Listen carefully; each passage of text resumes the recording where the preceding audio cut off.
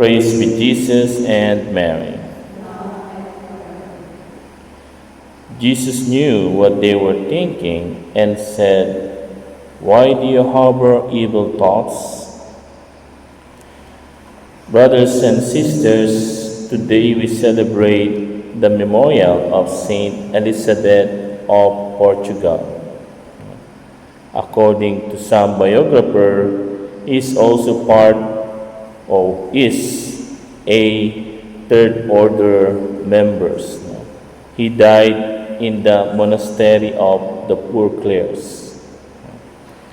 And she is the one who is instrument for the peace between two kingdoms, the one in Spain and also the one in Portugal, if I'm not mistaken. And of course, maisip natin unsa man ang kalinaw o peace na gibuhat o ginawa ni Saint Elizabeth of Portugal. How did she to do this, to be a peacemaker? Alahanin natin, merong mga peacemaker, merong mga facemaker. Malaking pagkakaiba ng peacemaker sa pacemaker. Yung peacemaker, unahin natin yung maganda siguro yung facemaker lang muna. Ano yung facemaker? Yun yung peace o kalinaw o kapayapaan na pang mukha lang. Pangiti-ngiti, tatay-tahimik, but there is no true peace. Walang tinuod na kalinaw. At bumabagsak siya sa tinatawag na heresy, yung tinatawag na pacifist. Narinig nyo na yun? Mga pacifist. Ano yung mga pacifist? Kining mga may malaking slogan, peace. Pero, anong ibig sabihin nun? Nung peace na yun? Only to appear, parang tawag ito, pakitang tao. Yun sabi nga sa Tagalog, pakitang tao na kalinaw. They do not really have a convincing elements of peace o kalinaw. Minsan ganun, we have many example of that. And one good example ay yung nakikita natin ngayon sa iba't ibang nation. Katulad ngayon sa Pilipinas, between the government and the NPA, or the government and MILF, yung mga rebelde, they have this so-called peace. The same thing that they want to do doon sa Ukraine, sa Russia, and also there in the Middle East. And it happens also in the community, in the families, sa pamilya. Walang kibuan, sabi nila, wala na lang kibuan para may kalinaw, may kapayapaan. Pero hanggang saan? Hangtod saan man, asaman ang kalinaw. Walang pansinan, walang kibuan, just the so-called to preserve peace. But is it the correct peace? Of course not. Yun yung mga peacemaker. Saint Elizabeth of Portugal is the true peacemaker. Of course, she was able to do that of our Lord Jesus Christ. Ang unang-unang peacemaker, walang iba kundi ang Ginoo, si Lord. And Jesus, as Saint Elizabeth said, What is the root of peace? It starts within, sa atong kasing-kasing, sa atong huna-huna, in our hearts and in our minds. That's why Jesus said, why do you harbor evil thoughts? Ang kapayapaan, hindi mararating, we cannot receive or reach peace if our mind and heart is not at peace. Kung atong huna-huna, sabi nga ni Lord, ay naang evil thoughts. Ang ating iniisip ay yung mga maraot o dautan sa atong isig katao into our neighbors. So we do not have true peace. Kaya nga, napaka-importante yung, di ba yung kinakanta na let there be peace on earth and let it begin with me. That's the truth. Tinuod yun, yung kantang yun. Because any peace o kalinaw that we have and we should have in our community, in our family, in our nation, should start deep inside each one's heart and mind. If you are not humble enough, if you look only what is negative or bad of others, you cannot have peace. But if you change your mindset, pag binago mo ang iyong mind, to think of good, no matter how worse a person, alam nyo, sabi nga nung isang ng isang saint yata, even a person was really, really bad. Kahit ang isang taong, sabi nga sa Tagalog, maitim ang buto, very wicked, deep inside, there's still good in him or in her. And that is what Saint Elizabeth of Portugal did.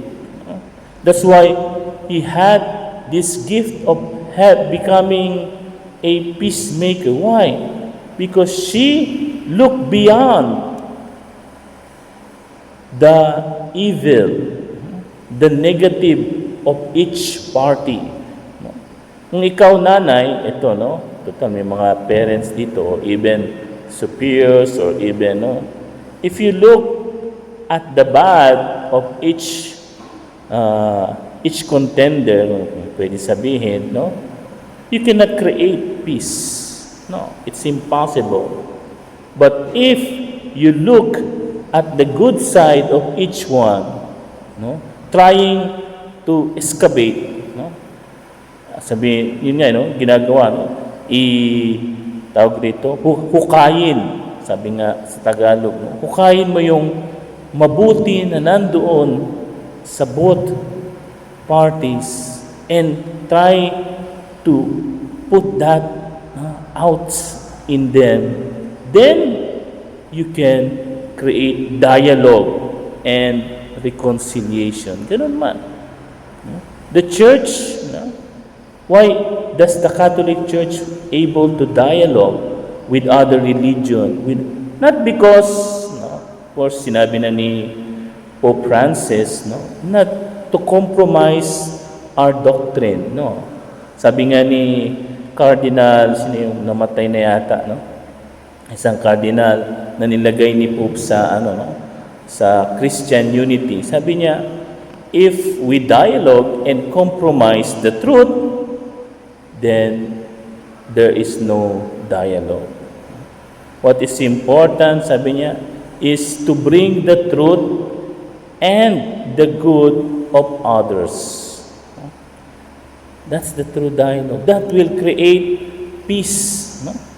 Yung Doon kayo sa objectivity. No? For example, bigyan ko kayo ng halimbawa, no? Sa pamilya, nag-away yung magkapatid. No? So ikaw, magulang, paano mo i-reconcile? Magkaroon ng peace dun sa magkapatid. No? Una sa lahat, go to the truth. Ano bang pinag-awayan nyo? Ano bang, bakit kayo nagkagalit? What is the reason that you fight? For example, no, sabihin nung isa, kasi siya, no, kung anong pinagsasabi-sabi niya sa akin, siniraan niya ako dun sa girlfriend ko, so no, kaibigan ko. No? So, you go to the truth, no? So, bakit mo ginawa 'yon, no? Then siguro, no, you go to the good part. Siguro nagawa lang ng kapatid mo dahil sa ganito, kaya, no? And we all make mistakes, no? So, you bring what is positive, good, no? And the objectivity, the truth, that is the source, no? Yung magiging batayan o fundamental ng reconciliation. Then you create a true peace. Pero kung ang gagawin mo, babaliwalain mo, you will ignore the truth, and at the same time, you just look, ikaw kasi salbahe ka, no? You're bad, no? Kasi ganito, ganyan. No? You will not get peace and reconciliation. You cannot have a true dialogue with that. In the church right now is pursuing this road of dialogue, this road of peace. No? Napakaganda nga because Pope Francis chose the name Francis not of the Jesuit. He chose Francis of Assisi because for him, he said, no, he wants to dialogue because Francis is a man of dialogue. A man of dialogue is a man of peace. Ganda, no? A man of dialogue is a man of peace. Totoo man, no? You cannot have a true peace if you cannot have a strength to talk to the person. No? Go beyond to mere appearance and seek the good in that person. No? And it starts in you. Kaya nga, no, do not look peace outside, but search it, start it inside. No? Kaya nga sana, no, hopefully, kapag sa misa, no, pag sinabi, go, exchange your peace to each other, no? Pag sinabing kayo ng kalinaw, no? Ano yung term doon, sister? Sa Bisaya,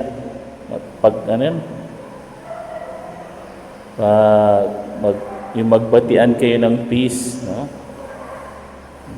So ano yun? No? Minsan yung iba, no? Pag nakita yung kaaway, peace, ayan na, no?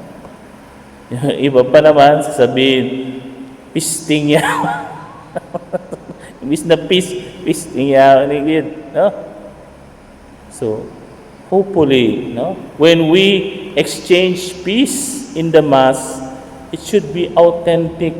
No? And dapat nga, ang unang babatiin mo sa peace ay yung kaaway mo during Mass.